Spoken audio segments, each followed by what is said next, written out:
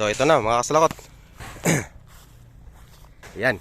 So meron tayong 702 capacity dito na ano na tawag nito na greenhouse, specifically for lettuce, no. But again sa hydroponics, hindi lang naman lettuce yung pwede nating itanim. Pwede tayong magtanim ng strawberries dito at kahit mga fruiting na ano, no, mga fruit crops. Yan. So ito yung channels natin, ito yung input. Yan, so 6 channels to. Yan, Kuya Bong, no. 6 channels yan. So nangyari lang dito is 3/4 lang yung naging outlet nung ano. Pero okay lang yan kasi dapat mas maliit. Tatakpan lang namin to ng ano plug, tapos bubutasan. Kasi ano to, masyadong malakas ang malaking butas, I mean. Hindi naaabot dito sa dulo yung tubig. Or baka nga hanggang dun lang yung tubig, hindi naaabot dito sa ibang ano, ibang channels.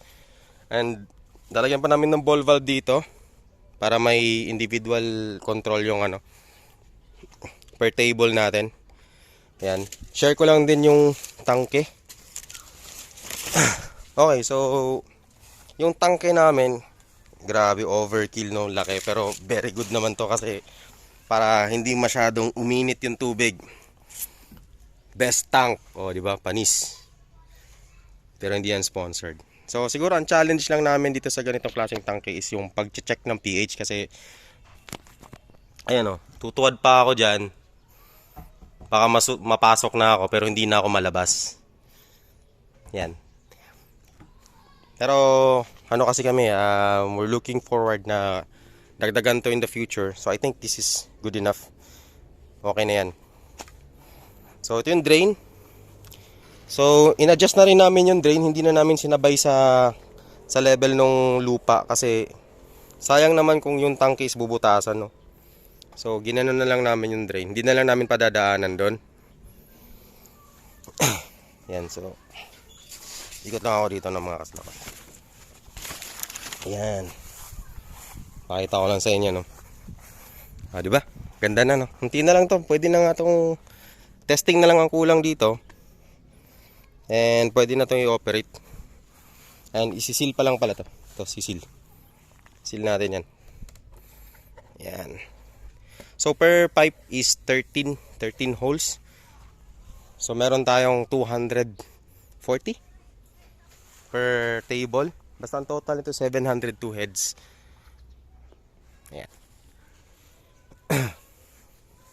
So ang height ng ano natin ng itong poste dito is 9 feet. 9 feet. Tapos 11 doon. So bakit hindi 12 yung ginamit namin? Kasi hindi naman siya ganun kalaki. Hindi naman siya sobrang laki na greenhouse eh. So I think masyado na mataas kapag ano. Ido-12 pa natin yan. 12-15.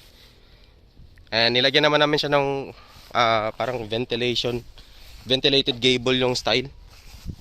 If tama ba yung term ko? Not sure, no. Pero yan, naglagay kami ng ventilation sa taas. Ayun ko makikita yan. Yan, butas yan dyan, butas. Para may ano din, airflow. Yan, para makahinga yung